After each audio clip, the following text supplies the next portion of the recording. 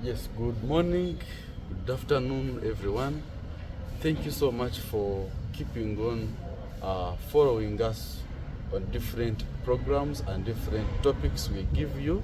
So today, still in our health week, we bring to you another interesting topic.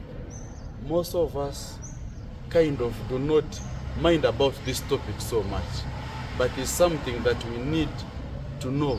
It is something that I thought is not so much in our community, but I'm surprised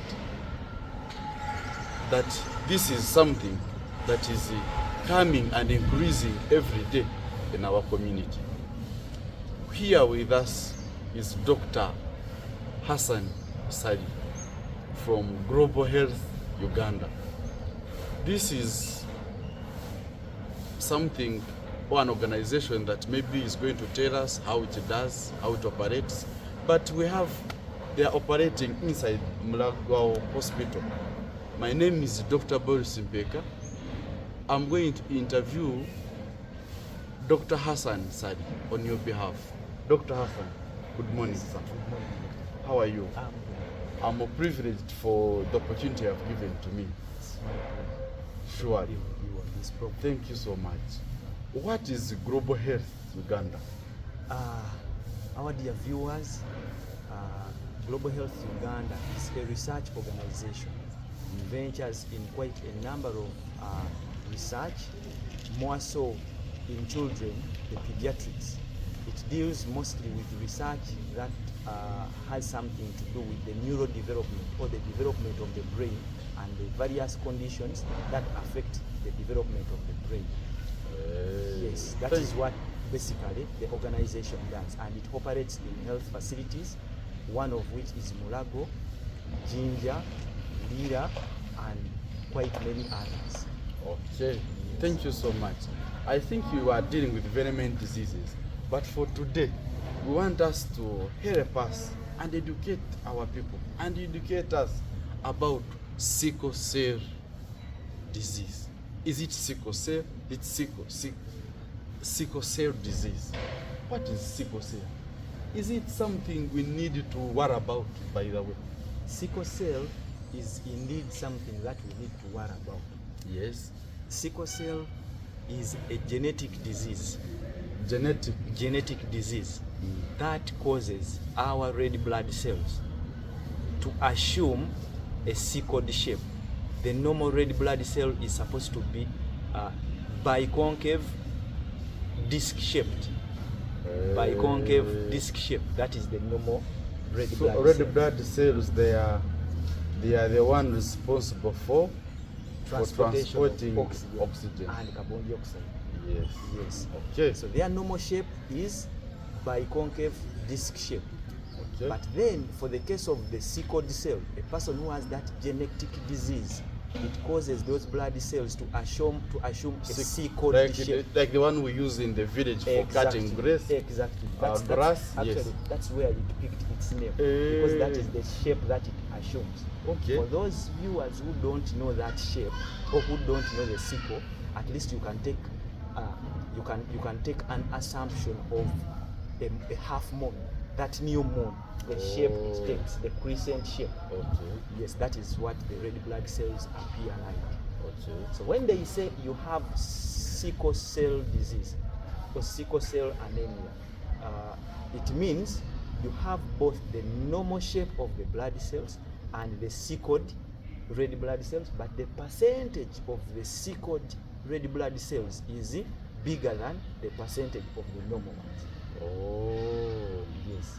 So now in East Africa or in Uganda here, is it something we need to worry about? Sickle cell? Do we have it?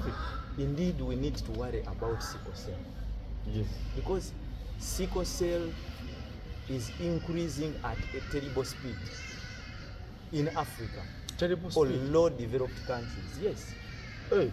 In Uganda, in the past years, the statistics of sickle cell were a bit lower. We had very few. We don't know why. We assume that actually possibly, many people don't know about that. yes, possibly the investigative modalities were not that complex, so people didn't know much about sickle cell. Research itself was not much about sickle cell, so it's one of the neglected diseases. But now with improvement in technology and interest by health workers and actually increase the specialization of the health workers, a lot of research has been done, and it has been found out that sickle cell is such a terrible disease. When we take the statistics of Mulago as a hospital alone, we have a clinic that runs Monday to Friday. Only for sickle cell? Only for sickle cell. Every day, that clinic receives a minimum of 75 sickle cell patients. Every week? Every day. Every day? Every day. The sickle cell clinic attends to a minimum of 75 patients. Those are many. Yes. Yet you say there are also others that go to Ginger, that go to other parts of the country. Exactly. That is Mulago alone. Yes. Mulago every week receives newly diagnosed sickle cell patients who are equivalent to 30. New. Every week. 30. Every week. 30. The 75 I've talked of per day are some for review. Those who are coming for review. But then every week we register newly diagnosed sickle cell patients who are up to 30 every week. That's so serious. Now you count how many shall we receive in a year as newly diagnosed.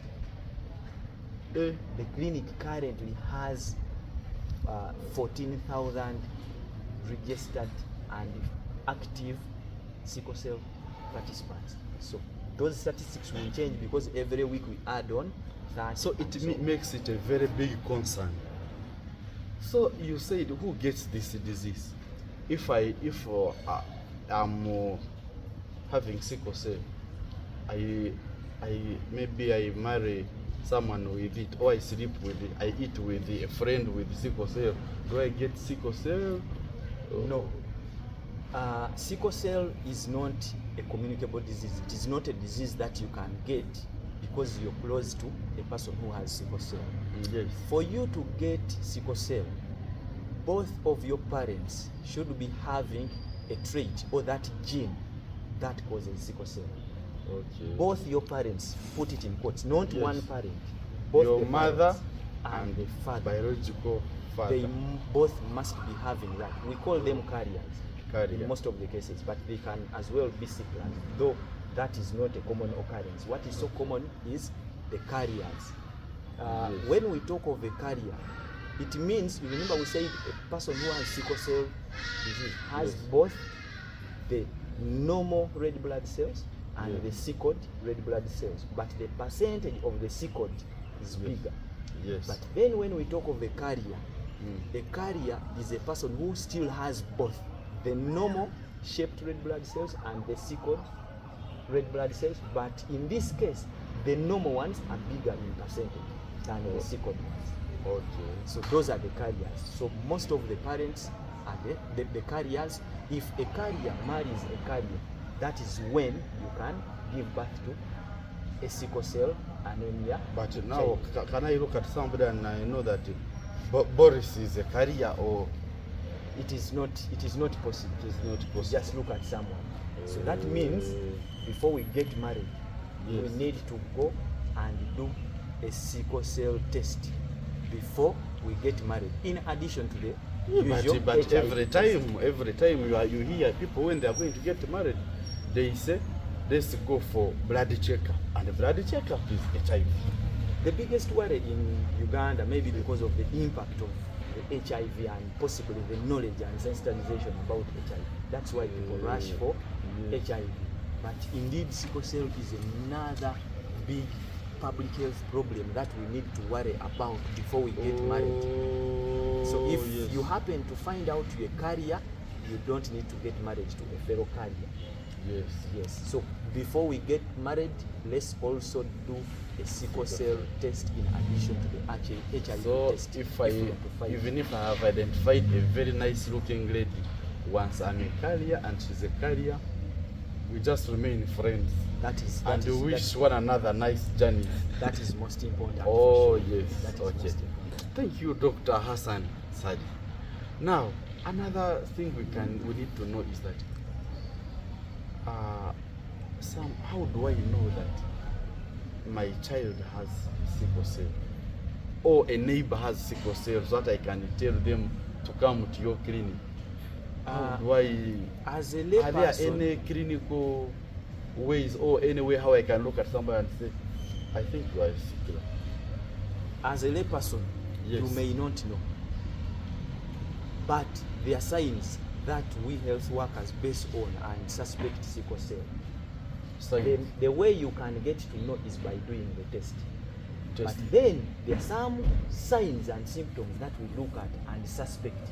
So if your child is falling sick every now and then, especially if they get pains, bone pain, chest pain, abdominal pain, those are the key indicators. Because under normal circumstances, why would a child of 3-4 years complain of leg pain? It's not a common occurrence. Yes. At elderly, those ones it is okay, they normally get it. But a child who is 5 years, 7 years, why would he complain of frequent pain of the legs or of the hands or chest pain, abdominal pain? You get. Yes. So those who normally get frequent pains. Then also those who tend to get frequent anemia. Every time you get a blood transfusion and you're a child, a small illness like this. Does it mean blood has reduced though? Yes, because those sickle-shaped red blood cells are so fragile. They break so frequently. So that's why you're always having anemia. So the child gets a lot of pain in the bones and in the stomach, the chest. Person has low blood. Or raise. Yes. Whether normal or not normal, when they check the blood, you do what is called CPC. You will find the HB is always low. HB is low. Yes. Okay. To an extent that they tend to get frequent blood transfusion. Okay. Then also in their growth, if compared with their counterparts, they don't usually grow at the same rate. You may find that this one looks okay, they may look somehow healthy, but when you compare with their counterparts of the same age who are not sicklers, you find that there is that difference still in the growth rate. Yes, that one also, they get affected also in that way. There's many things. Some of them even you find that their reasoning capacity is low, their performance in class is low, but all those may not focus to sickle cell unless you go to the hospital. So if you find especially someone is getting those pains, the blood they are getting transfused most of the times, put a question mark. Then go and do a sickle cell test. Is there any diseases they normally suffer from, those sicklers? Yes, sickle cell is such a disrupting kind of illness. As we've said, they tend to get bone pains, but most importantly, they normally get infections. Yes. An illness like this, just like a flu or a cough, can cause that person admitted. You get, they tend to get those infections. Like malaria, Yes, malaria affects them quite a lot. Malaria affects them quite a lot. So they get quite a number of diseases. Okay. Yes. Now, as they come, or as I suspect, where do I go? Do I go to any clinic or medical center? Incidentally, as I said earlier, sickle cell is one of the neglected diseases in Africa. Because the reason I'm asking that, we were advised that during COVID, that we should not go everywhere. We should go to particular places by lab people who can do for us the intended investigation or the intended aim of where we are going. So sickle cell, can I go in a pharmacy, they test me sickle cell, or lab, or as one of or a VHT can help me, or as one of the most neglected illnesses in Uganda? Yes. Not everyone has enough information about sickle cell. It's true. So not every lab can test sickle cell because there are some equipments and reagents that they use to test sickle cell. Yes. So what needs to be done is, if you as a parent and the health personnel who you have got in touch with happen to suspect sickle cell, then just get that person direct you to the right place. Most of the big facilities have do the test, but even those like health center FOS, or even some regional referrals which don't do the test, they can be in a position to link you, or they take off a sample and they send it to the right facility. Places. It is not your role as the parent to a suspected sickle cell person to look for that facility, because you may not find it. Yes. It is the role of a nearby health worker to refer you or to channel you to the most appropriate place, because not every place does that test. Okay. Yes. Thank you so much, Dr. Ssali. Members, we are still with Dr. Hassan Ssali, Global Health Uganda. He's telling us more about sickle cell disease. The next question we are going to ask him, because he has told us who gets it, how it presents, we can do the lab tests, and we know that someone has it. We need to ask him now, is this disease curable? When you discover that I have it, or my child has it, what should be done? That is a very, very important question. Sickle cell disease, for now, especially in our settings, we don't have a cure. The cure is there, but why I'm saying there is no cure is because most of our people cannot afford. Yes. The one which is approved now to be the cure to sickle cell is bone marrow transplant. Bone marrow transplant. Yes. Because the problem is in the factory of the red blood cells. It's the bone marrow that synthesizes, or that yes. makes the red blood cells. So the problem comes right from the bone marrow. So the only cure you can get for now is by removing the bone marrow, then get a donation of the bone marrow from a person in the healthy bone marrow. So that is the cure we have for now. Yes. There are others, like there are some genetic kind of procedures which are done, genetic editing, gene editing, and so on. Yes. They are there, but most of them are still under research. It's not yet approved. There are several of them which are coming up, but not yet approved. Yes. The only thing we do now in Uganda is what is called disease modification. Disease modification. We just modify the way the disease affects a person by giving you several medications. We have quite a number of medications. Once we get to know that this is a sickler, we have what we call a sickle cell package, or a sickler's package.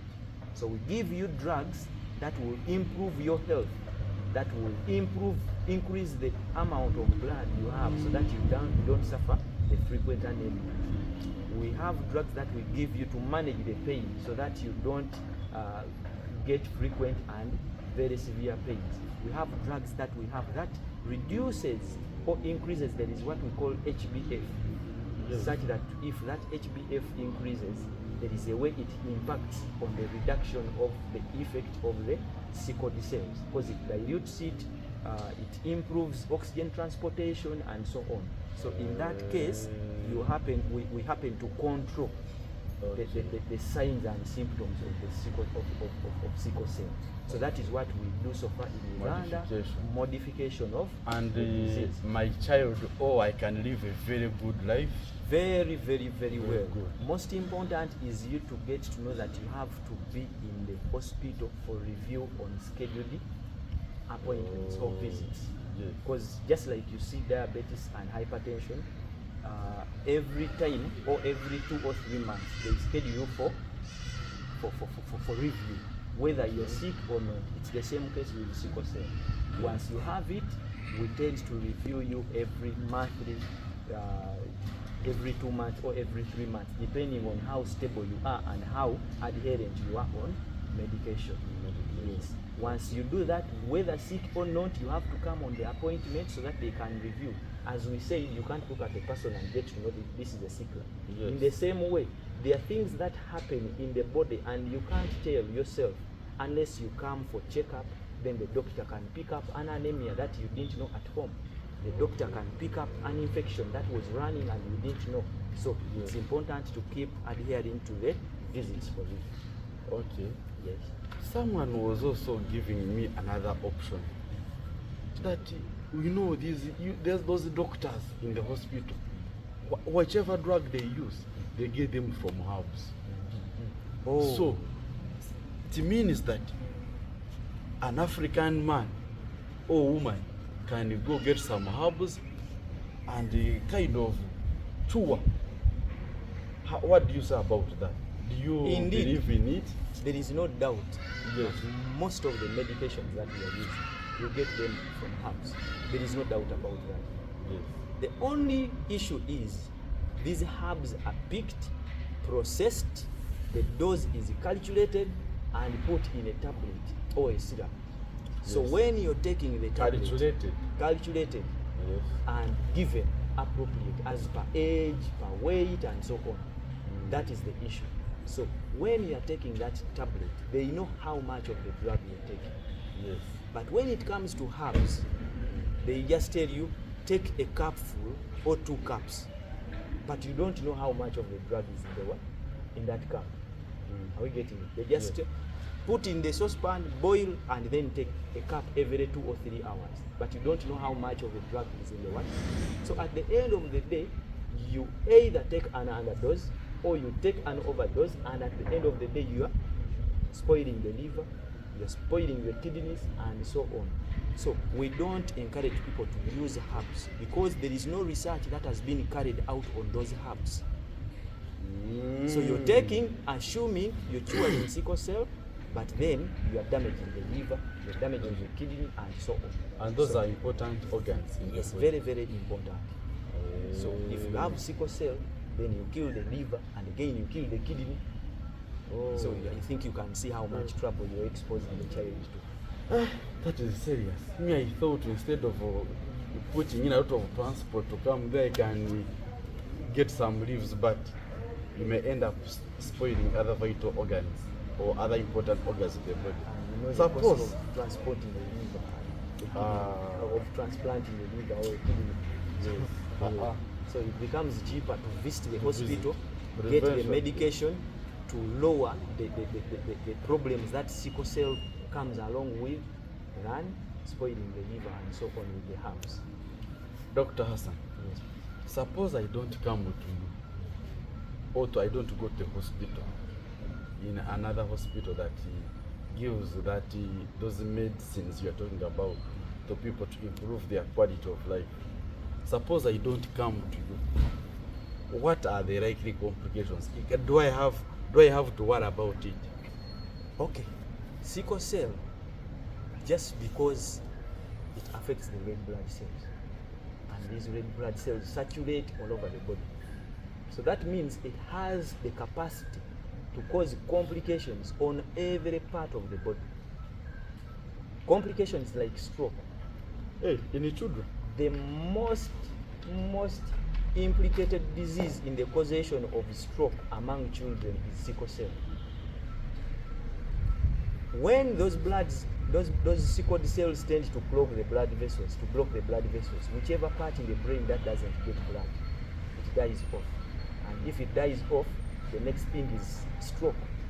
That is one of the complications. Stroke is quite common among those ones, especially those who are not adherent on medication or who are not coming to hospital. Hey. We've seen many on their first presentation, they come with a stroke. Children? Yes, I children. thought stroke is more in adults. Even in children, more so those with sickle cell. Another complication, we have what we call avascular necrosis, where the bones tend to die off. Especially there is a head of this bone of the thigh. Yes. That bone has a head like this. So that bone has just one blood vessel. So if those sickled cells happen to block that vessel, that means that head will not receive blood. If the head doesn't receive blood, at the end of the day it dies off. It undergoes what we call ischemia. Those are complicated terms, but in layman's person, get to know it dies off. If it dies off, that means the only solution for it is to be removed, and they put an artificial thing. They put an implant. So that is one of another complication that those people get. And you trying to scare the community? No, I'm just telling you how big the problem is and the importance of you attending to that problem. Okay. Yes, so that is one of the other complications. Other complications, they get some complications in the lungs, complications in the spleen, complications. There are quite many. Even the eyes. The eyes, yes. Those small vessels that supply the eye, the eyes, they get what we call retinopathy. Even some of the newborns, there is a research that was carried out by Dr. Idi, he's an ophthalmologist. Yes. Idi, I've forgotten the second name. He carried out a research and he found out that retinopathy of the newborns is even present among sickles. As if sickle cell is having a relationship with the diabetes, because most of those complications are in the diabetes. Yes, the relationship is just because diabetes has a capacity to block those vessels. In the same event, sickle cell does the same. So okay. Remember we've said whichever part that doesn't receive blood, it ends up dying off. So that is the thing which happens with the eyes. And several other parts of the body. Yes. So those are the complications. Yes. The bones getting to die off, strokes, constant pains, anemia, and even death. Because if you suffer anemia and you're in the village, you can't access a health facility. The next thing is death. Oh, yes. So someone has come to your clinic or your hospital, you have given him medicines, and he has promised to keep visiting you. Which life is he supposed to live? Is he supposed to go to school? Is he supposed to eat only some foods and others not? Is he supposed to pray to God or Allah or what is the mode of life we are expecting from a parent or a child with sickle cell? Now, the care that is given to these patients is divided into two. One is the health worker kind of care. Then another one is the patient or caregiver kind of care. The one of the health worker, we talked about it. That is the medication and so on, investigating for complications and so on. But then as a parent or as a sickle, there are things that you need to know. One is making sure you take your medicine. Once a doctor gives it to you, he will not be there to follow you up to see whether you're taking or not. Exactly. Two, you have to eat a balanced diet. As we say, a balanced diet. When we say a balanced diet, we don't mean meat and chicken. There are many people who cannot afford that. Yes. But there are things that can provide you proteins like silverfish, mukene, so much. The small ones? Yes, those small ones. Even beans have some amount of proteins. Okay. So all you need is to have a balanced diet, something that gives you proteins, something that gives you vitamins, the fruits, something that gives you carbohydrates. That's what you need. And most important, you need to drink enough. Whether water or passion juice, a lot of it. Okay. Once you get dehydrated, chances are very high that you will get the crisis, painful crisis. Dehydration causes that. Crisis? Yes. Crisis means an attack?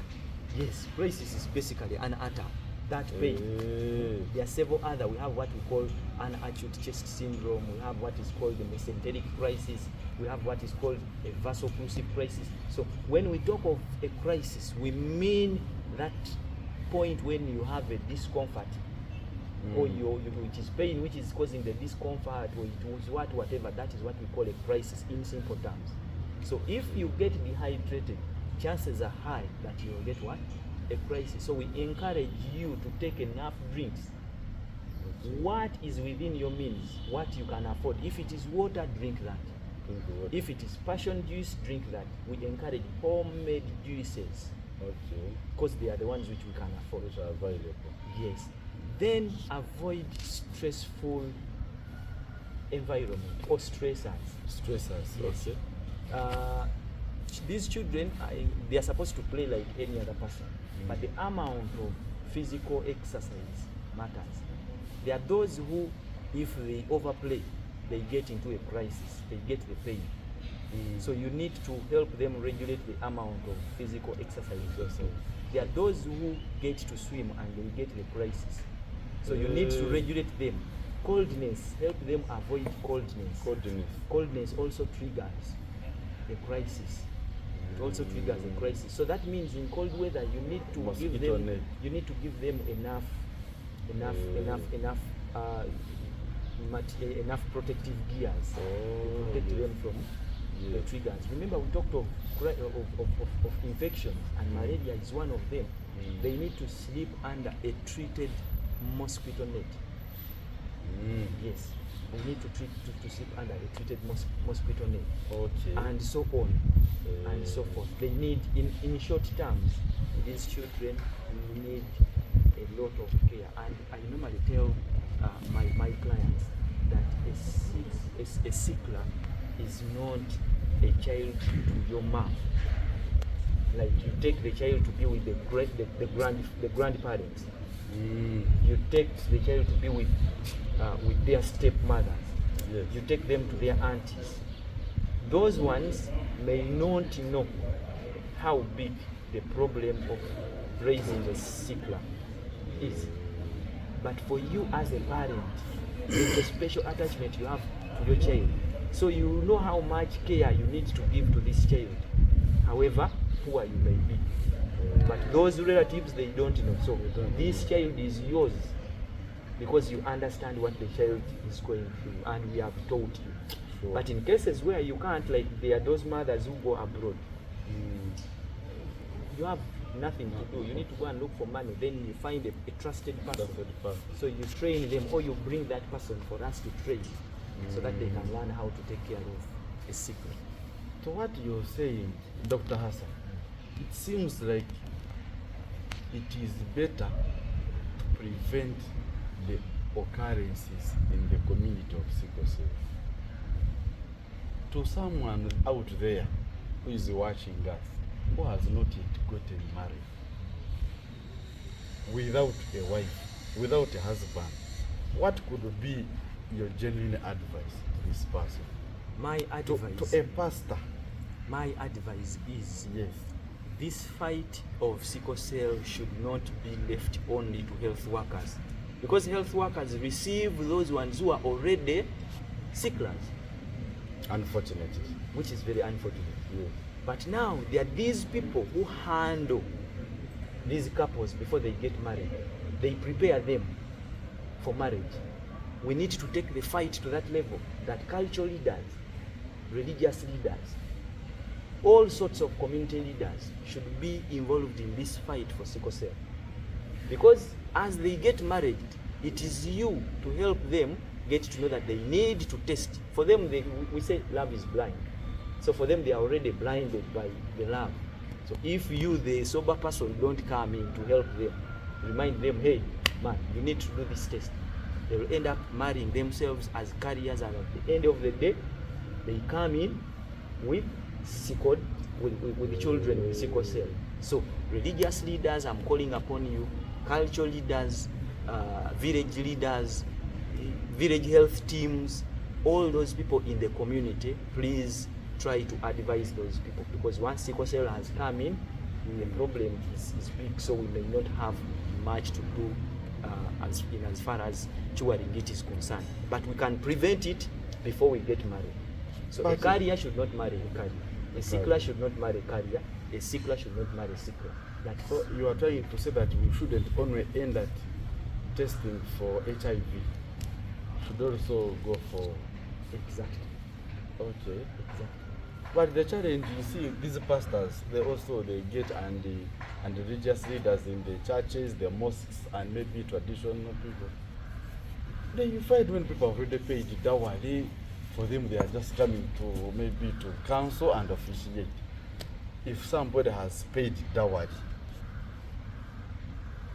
the cost to me, yes, the cost of dowry is far less than the cost of taking care of a sickler.